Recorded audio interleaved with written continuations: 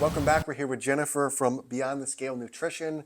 Jennifer, how are you? I'm fantastic. Thanks. Thanks for having me. Yes, of course. Thank you for coming on. I'm excited to learn, about your like knowledge and your expertise, like just knowledge in general about like what you're doing. I think it's gonna be very interesting. So, thank you. Yeah, thank you. So, can you talk about how does diet affect menopause?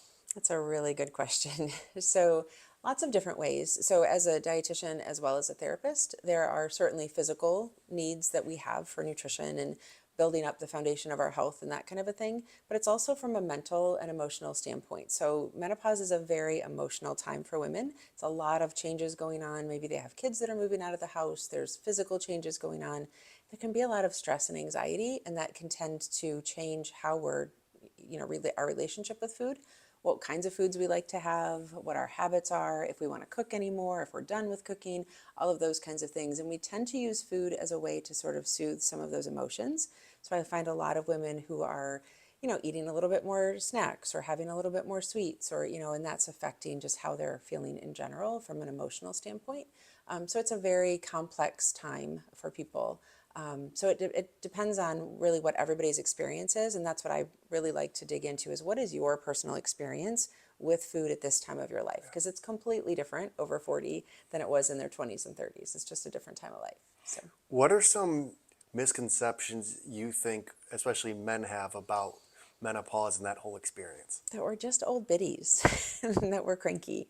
And we are sometimes, but not in a way that people can really understand unless you've been through it. So if you're having hot flashes, if you're tired all the time, if you're just, you're not feeling well, maybe you're having a lot of bloating and that kind of thing, people just don't feel well. So when you're not feeling 100%, we're not going to be the nicest people on the planet necessarily. And it's very scary for women. I'm 54, so it's very scary for us going through it sometimes, because we don't know. We haven't experienced it before. So we would love for men to just like maybe take a little step back and, and ask what's going on with you right now? How can I help? And maybe it's not always I can fix it, but it might just be sitting with that woman and just like hearing what's going on and having a better understanding. Yeah, that was going to be like my next question. Like, do you have any advice to maybe husbands that are a little bit maybe confused or really not know like what's going on like with their wife as they get older? Yeah, yeah. I think really just taking some time to understand what's going on. Maybe going to the doctor's appointments with her if she's going to several different, specialists or something like that.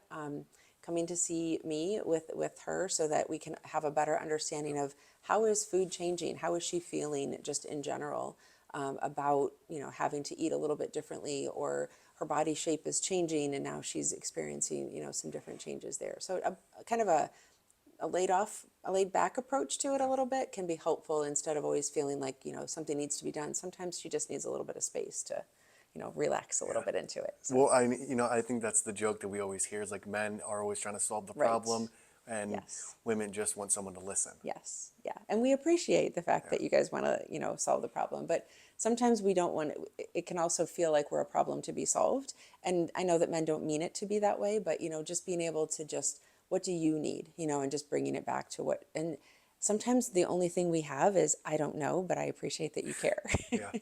So No, for sure. And I think it's a very confusing time for like everyone. it really is. It's brand new. If we haven't experienced it before, or maybe it's to me, this time of life is not something that people have talked about generationally. So I know like my mom didn't talk about it, my grandmother didn't talk about it. We didn't know as much as we know now. So I find that a lot of women just haven't had that understanding or that relationship or that conversation.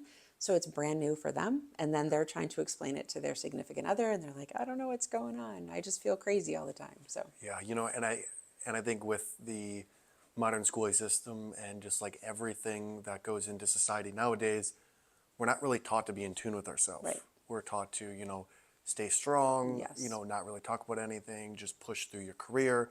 We are really detached from our like intuition and, like our internal. Yeah, that's a really good point. And I tell people a lot, you have the answers inside of you. It's just slowing down enough Yeah. to actually understand that. And as women, we tend to go, go, go, go, go, and we're taking care of all the people. We're nurturers by nature. And so we try and take care of everyone. And then we kind of are, forget that we need to take care of ourselves as well. Yeah, especially with the hustle culture. Yes, Um, yes. so why do you think having a community of women that are struggling with menopause is so important?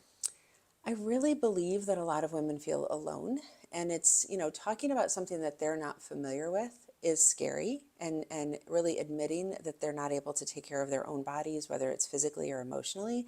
Now we're admitting that we don't have all the answers. And so when we have a community and we can hear other women sharing, maybe they're at different stages of their own menopause journey.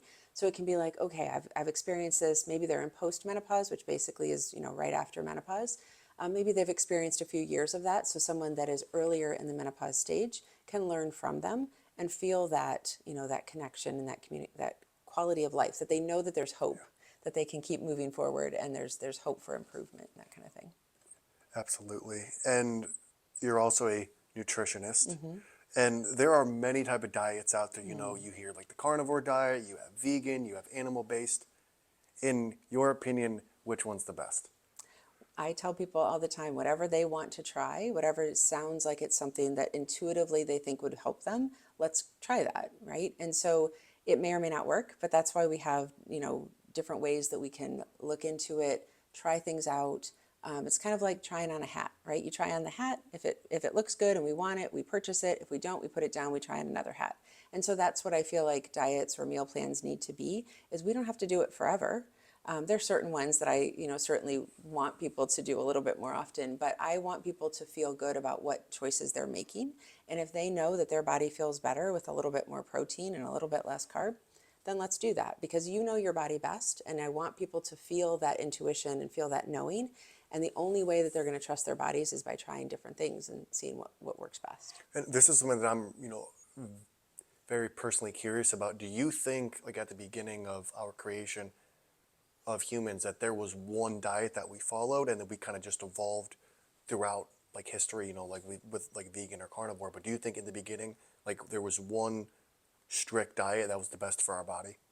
I really believe that we had more trust in our intuition. We knew what to eat, that we needed, to nourish ourselves. I do think that evolution, we've certainly evolved to different things, and there are lots of things now. I could go on about that forever, about, the quality of our food, the Yes. chemicals and preservatives and additives. That's a whole nother conversation. That I think there's certain types of foods that we just don't digest. And so, prior to having food on every corner available 24/7, I don't think we're supposed to eat 24 hours a day either. And so having different foods available that we really don't know, our body just doesn't know what to do with it.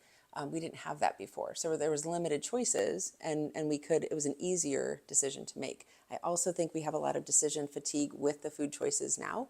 You go in the bread aisle and you've got, 40 choices. Yeah. Like, why do we need 40 different kinds of bread? But we get to a point where we're just like, whatever, just put something in the cart. I'm done. I don't want to think about or make another decision. Absolutely. And we actually are going to dive into that a little bit. There's an estimated 129 million people in the US that have at least one major chronic disease. Why do you think our society in America is struggling so much with health? I think it all goes back to the food source. I think the additives, preservatives, the lack of nutrition. So I talk to people all the time about vegetables in particular, right? And I just talked to a client yesterday. They were like, "Why can't I eat canned vegetables?" And I'm like, "Well, because basically it's hard water. Like they took all of the nutrition out of it. They, processed it, added a bunch of salt, and you're eating green beans that have like zeros on the food label. So you're not getting the same nutrition as if you're getting it prior to being processed like that." So that in and of itself, the foundation, nutrition is the foundation of everything. And if we aren't building that foundation on healthy, nutritious choices, and then what are we building that on? We're just more into that convenient food, more into processed foods, and our body just doesn't break it down. Doesn't break it. We don't have the same nutrition that we used to. So you would say that cause of the chronic diseases is almost always linked to food? I feel like it is, because if we at a cellular level aren't getting nourished, then there's a lot of other processes that break down. Yeah. We just don't have the same integrity in our body that we would have if we were eating nutritious, less processed foods. And even things right now that are more, organic or fresher, are they really? Because we're still sending them different places. Yeah. We're still using a lot of the chemicals to make to grow the foods and that kind of thing. So there's a lot of, I think we need a lot of help in that area. I'm hopeful that we're having that conversation more, that we're seeing more people that are like, we don't want this anymore, and we're doing some things about that. So I would love to see that Yeah. happen more and more. I agree with you completely. I think the conversation needs to switch, and I think a lot of people are waking up to the fact that what am I putting in my body? Right. You know, what is in that bread aisle? Like, why Yeah. are 39 out of the 40 breads filled with sugar and dextrose and sucralose? Like, what? Why is this in my bread? Why do we get bakery bread and it molds in 2 days, and Yeah, we can sit another loaf of bread on the counter for 3 weeks and it doesn't? exactly. Like, there's something going on there. Yes, there is. And I saw a quote on your Facebook page. It says, "The tongue has the power of life and death. Those who love it will eat its fruit." What does this Bible verse mean to you? So I'm a huge fan of faith and spirituality in this whole conversation about health and wellness. And so to me, just really digging into God's word every day and how does that apply to what I'm doing? I think that that particular verse that I posted is really about how are we speaking to ourselves? What kinds of, what, not only like the foods that we're eating, sure, but like what kinds of messages are we taking in? What are we internally like digesting, right, Yeah. from a mindset standpoint, and are we using those words to for positivity and for growth, or are we using that to beat ourselves up over, whatever it is that we're doing, if we ate something or we didn't exercise one day or something like that? Like, are we treating our bodies kindly? Are we talking to ourselves in a way that is more uplifting and encouraging? So Well, and I'm sure you're familiar that everything is just vibrations and like the music we listen to, what we say to ourselves, you know, just everything. I mean, like the clothes we wear, even like it's all affecting us. yeah, yeah. And I tell people a lot, when I kind of use this analogy of when our energy is really high and we're in a place where we're like, I'm going to do this, we're really motivated, we have a lot of self accountability, and we're feeling very confident. If we make choices up there, we have to make the choice that when our energy is low, that we're also going to do, that we're also going to be able to follow through with. And so it really matters that we know that we understand that our energy is different at different times of the day, and if we're making decisions when our energy is very low, we're probably not making decisions that are going to move us forward. So we have to like be aware of that change that can happen, because it happens to all of us whether we're in menopause or not. It Yeah. definitely happens every day. So Yes. I have two more questions for you. okay, perfect. If you could have dinner with two people, one person from the past and one person from the present, who would it be and why? That is a really really challenging question. One person from the past, I guess. So my dad passed away about 15 years ago. I'd like to have dinner with him and Jesus. Can I have both of them because they're both in heaven? I would love that. Just because I feel like I have a lot of my own drive, my entrepreneurship, my wanting to build a business and help people serve. That all comes from my mom and dad. So I'd love to have a conversation with him. He unfortunately passed before I was able to start my business. So I would love to, just kind of get his idea about things. And of course, who wouldn't want to have, dinner with Jesus? A person in my current, there's a lot of people that are very high into the menopause space. I think Dr. Mary Claire Haver is one that I would just love to understand. She's a very big voice in menopause. She talks a lot about women's health and changing the script, flipping the script. And so I would like to, just really understand what her kind of focus is and where she wants to see menopause education and understanding in the next, 3 to 5 years. Because I do, the conversation is shifting. We're definitely having more of it. So I would love to, just kind of brainstorm with her about how can we, from a nutrition standpoint and a mental health standpoint, move things forward.